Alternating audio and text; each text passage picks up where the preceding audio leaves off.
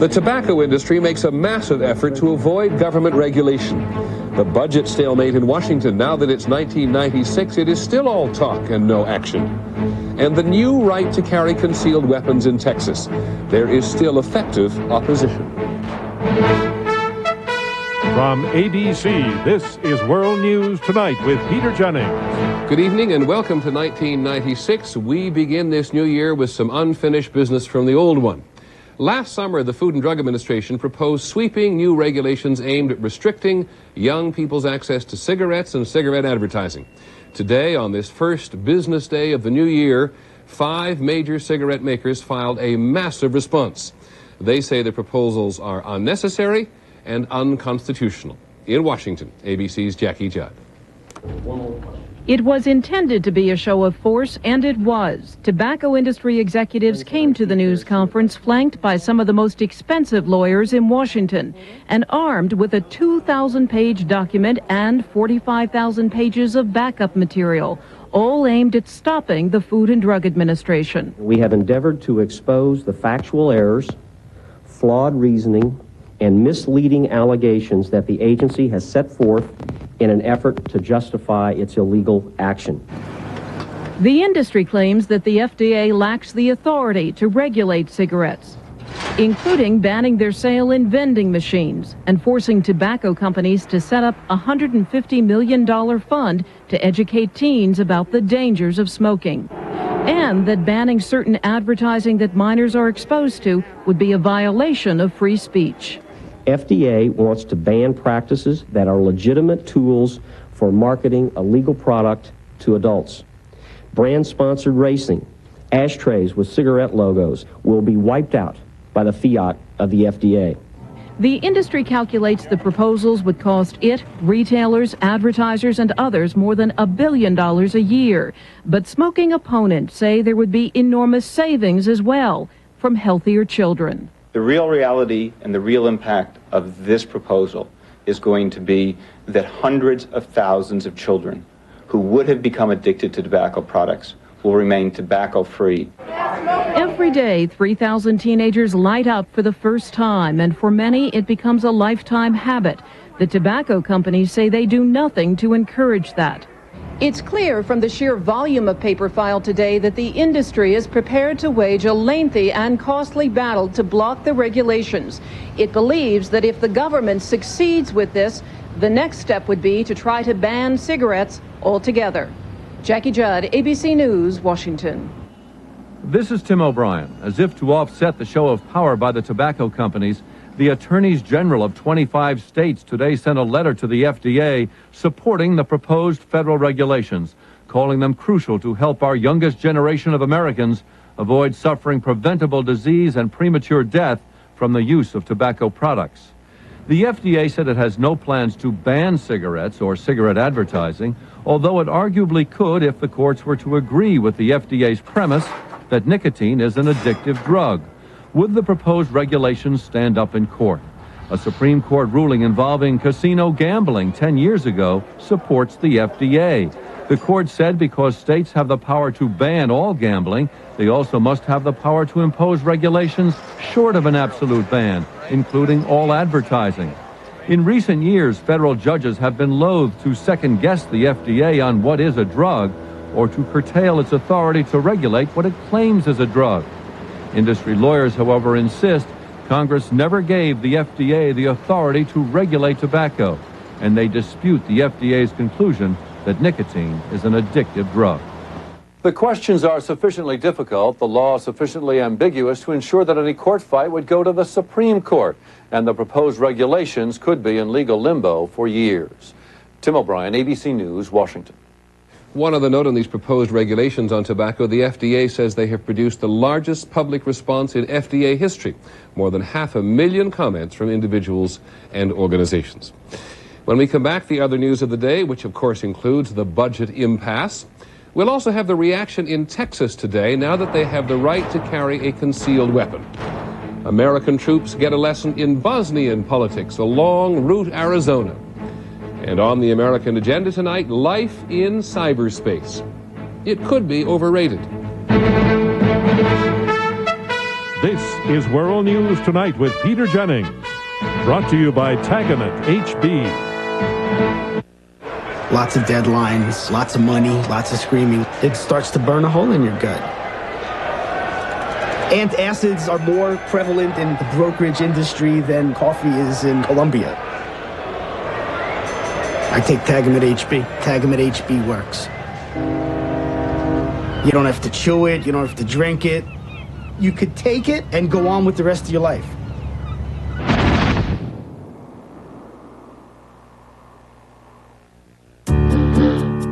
Why pour, measure, lug, splash, and push to clean your hardwood floors when there's new Mop & Glow Hardwood Floor Cleaner? Just squirt and mop. No dulling residue, no rinsing. It couldn't be easier. New Mop & Glow Hardwood Floor Cleaner. One step away from clean.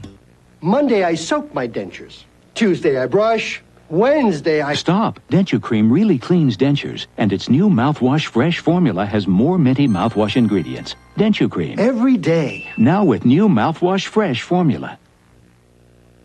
In Washington tonight, after New Year's break, the president and the Republican leaders of Congress are trying to end the budget crisis. And even as they do so, a major disagreement between Republicans in the House and the Senate has become even more apparent. Here's ABC's Jim Wooten. Late today, just an hour before heading to the White House, Republican leader Dole got a Senate agreement on reopening the federal government temporarily, putting him on a much different track than Speaker Gingrich and Republicans in the House. Which is a clean continuing resolution for all agencies of government without funding at this time, which would expire January 12. The House has rejected similar plans before, and Gingrich sounded more optimistic about negotiating with the president than with House Republicans. Maybe after tonight's meeting at the White House, we'll both have a balanced budget agreement and an ability to get something done either tonight or tomorrow morning. At a GOP budget summit in Senator Dole's office, House Majority Leader Armey didn't sound quite so positive. The president shut down the government. You ought to ask him what he wants to do about it. The president of the United States can't open it. If he could, he'd do it right now. And even right now wouldn't be soon enough for most of the 750,000 federal workers either furloughed or working without pay. Emil Emmett, still on the job at the Veterans Administration, got his first check since the shutdown today. It's not even a matter of we have two paychecks now being reduced to one. They've been reduced to less than one full paycheck, and this hits home pretty hard. Other federal workers were protesting today in Sioux Falls, South Dakota, in Boston, in Baltimore, and in Denver at the Federal Education and Emergency Assistance Fund, which is financed by federal employees. Requests for interest-free loans were overwhelming. Everybody involved in the White House meetings tonight, the president, Dole, Gingrich, Armey, all the others, is still on the federal payroll. Haven't missed a check yet. That's constitutional, and it also may account for the certain absence of urgency in the budget negotiations. Jim Wooten, ABC News, Washington. In Washington today, the Ralph Nader organization Public Citizen is attacking the North American Free Trade Agreement because of the impact they say it has had on the environment. The group, which lobbied strenuously against NAFTA, says that environmental conditions along the U.S.-Mexican border are significantly worse. Well, many claims have been made about NAFTA since it took effect 2 years ago now. ABC's Lisa Stark tonight on what has and what hasn't happened. For the record. When the administration signed the NAFTA treaty, it promised an employment boost, 200,000 new American jobs by 1995. Opponents predicted the opposite. And you're going to hear a giant sucking sound of jobs being pulled out of this country. For the record, neither has happened. One of the more thorough studies by the University of California at Los Angeles estimates in 1994, NAFTA increased jobs by 170,000, but that was offset in 1995 by a decrease of 150,000 U.S. jobs. NAFTA supporters also promised a big jump in American exports to Mexico. For the record, in 1994, such exports increased by $9 billion. But about half of that increase was wiped out in the first 9 months of 1995. Both the weakening trade numbers and the loss of U.S. jobs can be blamed on the crash of the Mexican peso, which made it tough for Mexican workers to afford American goods. It'll be hard to evaluate the NAFTA as an agreement until the Mexicans get back on their feet, which will probably be another year or so at the very least. Then there's the environment. NAFTA supporters promised a cleanup of border pollution. For the record, 6 such projects have been approved, but little actual cleanup has started. It didn't mean we were going to solve every problem in 2 years or 3 years or 4 years. It meant we're going to make progress in that direction. Opponents insist NAFTA has not produced its promised effects. Supporters say it will, as soon as the Mexican economy improves. Lisa Stark, ABC News, Washington. Other news about jobs today. AT&T had a bitter New Year's message for 40,000 employees. You'll have to find another job. It is part of AT&T's plan to split itself up into 3 separate and smaller companies, hoping to avoid layoffs. AT&T had offered buyout packages to many of its workers last year, but only 6,500 took them. On Wall Street, the stock market started the new year where the old one left off. Up, the Dow Jones Industrials gained about 60 points to close at 51.77. On the NASDAQ market, stocks gained 6.5 points. Back in just a moment.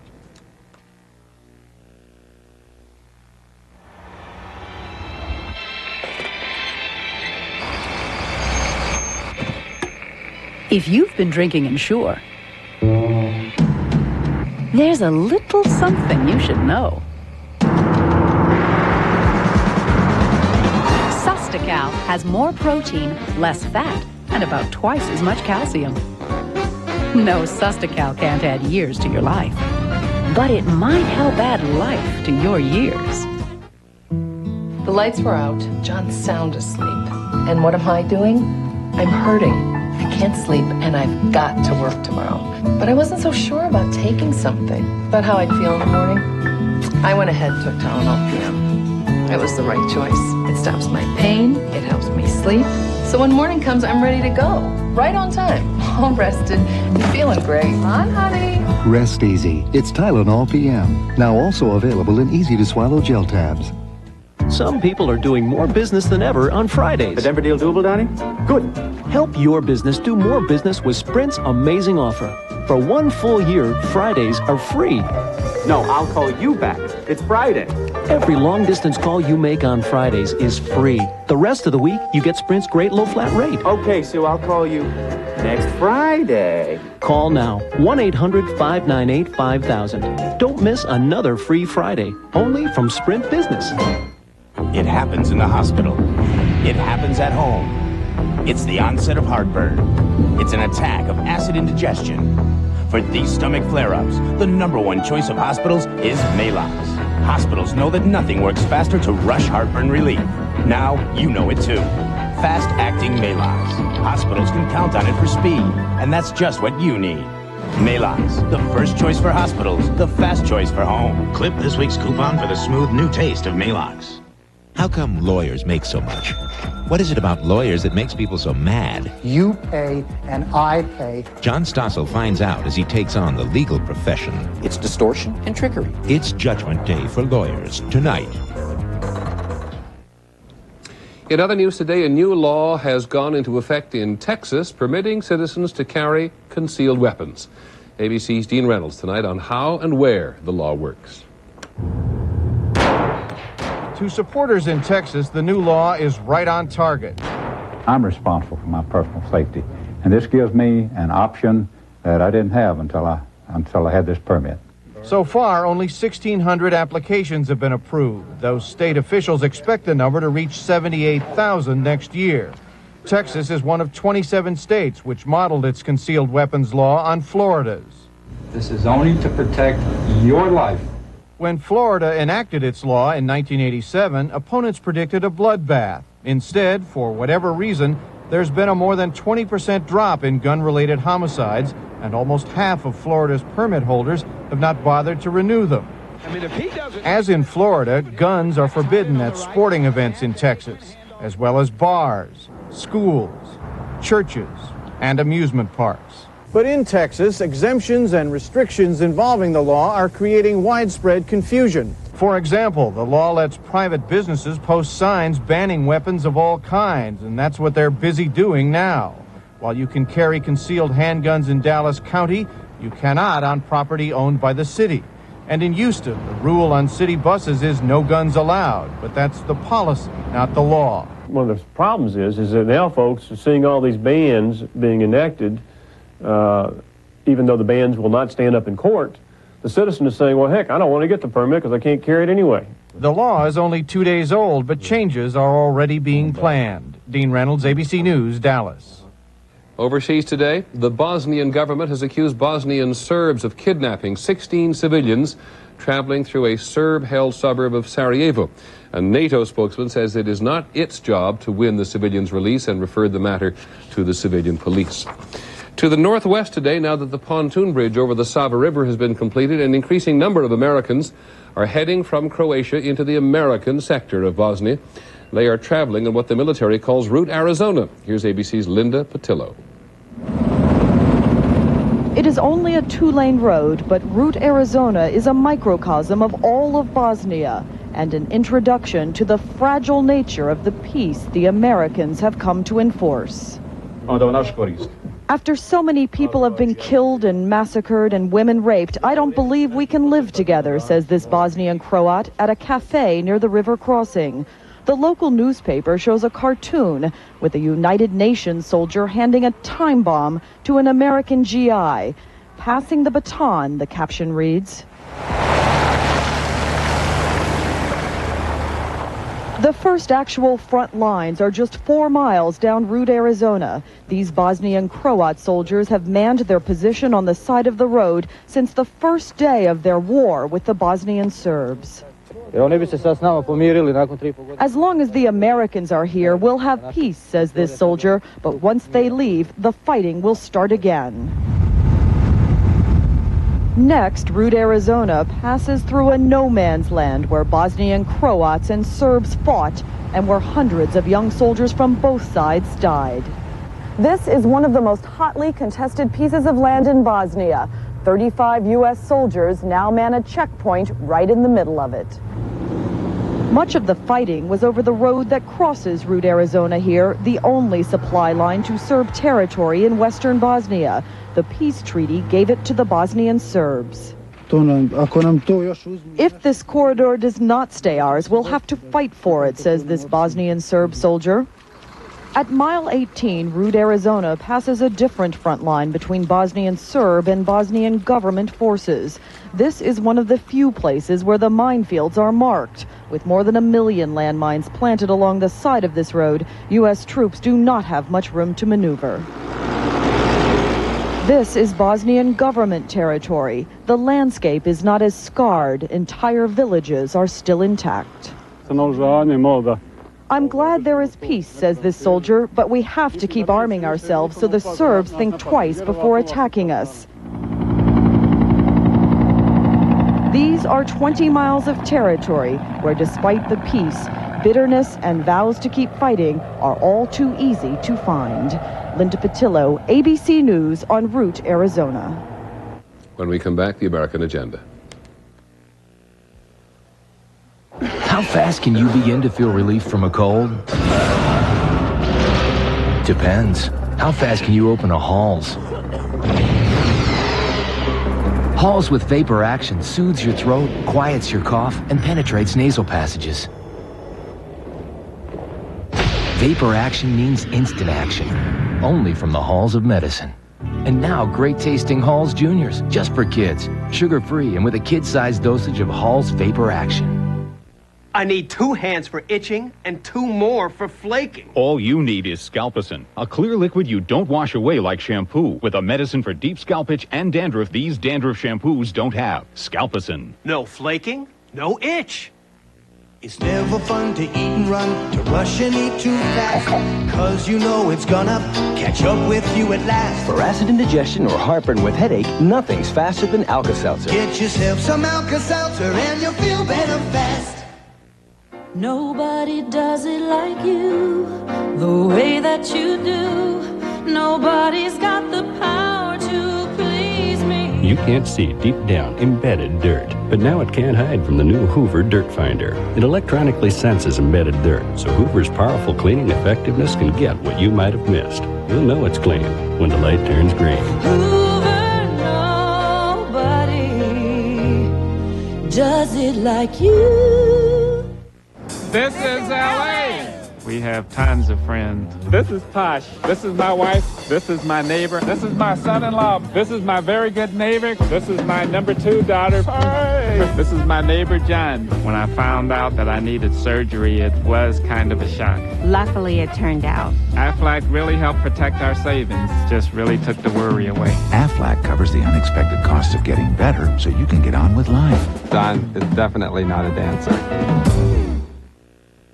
On the American agenda tonight, some words of comfort for the cyber challenge. Those of us who are not yet anyway, freewheeling through the world of the internet. We noticed a report today that some young people are so plugged in, they're actually addicted. So you have to wonder, what are they getting? Our agenda reporter John Dunvan has been surfing. This is the whisper of cyberspace. The sound computers make sending their signals over the phone lines, taking their 50 million users everywhere on Earth to chat, or shop, or make deals, or solve problems. It's the talk of every computer show. Searches the whole network. eWorld even takes you onto the internet. It's the talk in Washington. Americans who enter the information superhighway by the year 2000. And on television. Sex, art, games, people, there are no limits. More than a sales pitch, it's an ultimatum. Be on the superhighway. I think that it's the coming thing and everybody's going to have to get onto it. Or belong to the past. What is the internet? But can cyberspace be avoided? Do all of us really need to join those already out there, surfing, as they say, the internet? Double click with the left hand. That depends on who you are and on what you need to know or do. But one thing is for certain. There is an enormous amount of information available in cyberspace, for better or worse. In 3 words, everybody's computer's connected. And what it means is a revolution in the way we as human beings communicate with one another. It's the ultimate revenge of the nerds. Much has been said about the usefulness of services like online airplane reservations, magazines and newspapers, and educational tours of government buildings. There is also something undeniably seductive about being able to send messages instantly to people all over the world. From ABC in New York, we hooked into a live keyboard conversation simultaneously with people all over the planet. From this avenue in Johannesburg, to this city on the Israeli coast, from this back alley in Moscow, to this computer's cafe in the heart of London. We typed greetings to one another and praised the wizardry of the internet again and again. And pretty soon, we ran out of things to say to each other. Some of us wanted to talk about rugby, another about movies. In the end, we spent an hour on mostly nothing at all. A disappointing outcome that would not surprise Clifford Stoll, a recovering internet addict who wrote a book arguing that the cyberspace experience is not only overrated, it's downright antisocial. Might it be that the effect of the internet will be to take us away from the things that are important to us, our family and friends, our neighborhoods, and substitute for that virtual communities where, hey, we don't interact with each other? Or where people wallow in the pornography available on the internet, or rummage through the advertising spreading down the highway, or send pictures of themselves doing nothing. There is, quite bluntly, a lot of junk on the internet.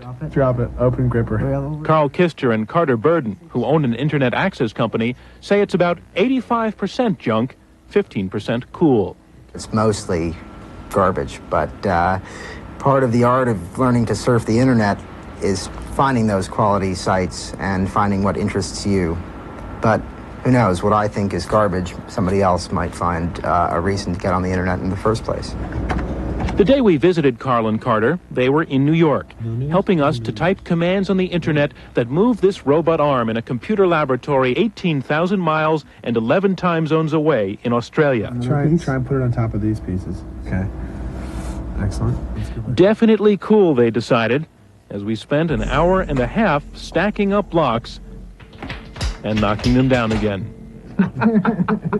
John Donvan, ABC News, New York. Back in a moment. Fibercon or Metamucil? Both give you the same predictable regularity, the same natural action of fiber. So what makes Fibercon different? With Fibercon, I get my fiber in 2 caplets. Fibercon, fiber regularity that's easier to take. I'm going to put something in front of you, Kathleen, okay? What do you smell? I don't smell anything. It's a bad cold you got there. I have a nasal spray I want to give you. Now what do you smell? I smell an orange. Yeah. This is wild. Tristan. Tristan 12-hour nasal spray. This stuff works. Introducing the $16,000 BMW. Presenting the $16,000 Lexus. Behold, the $16,000 Mercedes. To everyone who thought it was impossible to build an affordably priced luxury car, we have just one thing to say. Take a seat. The Nissan Altima. Now own an Altima for 0 down, 0 APR financing and no payments until April. Why pour, measure, lug, splash, and push to clean your hardwood floors when there's new Mop & Glow Hardwood Floor Cleaner? Just squirt and mop. No dulling residue, no rinsing. It couldn't be easier. New Mop & Glow Hardwood Floor Cleaner. One step away from clean. Okay, let's meet at Red Lobster in an hour. It's Red Lobster's ultimate feast. All your favorites on one plate. Rock lobster, roasted shrimp, fried shrimp, and snow crab. Hurry, the ultimate feast ends soon. Happy holidays from Red Lobster. Finally from us this evening, why thousands of Americans spent the holidays looking up. They were doing what bird lovers have done every year this century, taking part in the Audubon Society's annual bird count. And this year's count ends today. Here's ABC's Ned Potter. It's amazing the strange behaviors you see when you have time to observe the birds, because something still happens once in a while that you have never seen before, and it blows your mind. Mort Cooper calls himself a birder, a lifelong bird watcher. On this day, he's counting birds, he says, for their good as well as ours. The birds happen to be a good finger on what's happening to the environment all over the country and around the world, for that matter. Every year, the National Audubon Society enlists 45,000 volunteers like Cooper for an international bird count, spanning the Western Hemisphere from Miami to the foothills of the Rockies near Denver, even to New York's Central Park, which Sarah Elliott calls a surprising haven for birds flying south over Manhattan. When a bird comes through, what do? You have a sea of cement with one rectangle of green. So they go to it. Elliott is a former teacher who today is leading 90 birders through the wilds of New York City. It's coming this way. Oh, it's coming this way. Put your glasses up, everybody. They count saw-whet owls and downy woodpeckers, spotting birds where most of us wouldn't look twice. A hawk. Oh, isn't that wonderful? And very pale. The Society reports good news and bad. The bad news, that birds are dying out as their habitats are overrun by urban development. The mudflats around Miami once teemed with marine birds. The good news is that what remains of those flats is cleaner. Ospreys can now fish safely for breakfast because they're less endangered by chemicals like DDT. Birders say their count is like the proverbial canary in the coal mine, watching the birds' health for a measure of our own. Ned Potter, ABC News, New York. That is our report on Nightline, some thoughts about what America's New Year's resolution should be. I'm Peter Jennings. A belated Happy New Year. We'll see you tomorrow. Good night. Tuesday, when Al brings his turtle to the set. We're doing tool time, not turtle time. Disaster is just a hair away. Scooter is now shell-shocked. Home improvement. Then will Hayden cut the nice guy off the team? Haven't you ever done something for somebody just for the sake of charity? I don't think we'd be having this conversation if I didn't. An all-new coach. It's all Tuesday. Winter weather is heading our way, but are we in for this? Former Shoney's employees sue the restaurant chain for back pay. I'm News 2's Christy Lowe. Should elderly drivers be forced to retake the test in order to stay on the road? The story straight ahead. I'm News 2's Kelly Sum. Why are county clerks asking for a $1 donation when you renew your license tags? I'll tell you coming up. News 2 at 6 starts right now. This is News 2 at 6. A winter storm sweeps across the nation, and Tennessee is in its path. Good evening, everyone. Get ready for another blast.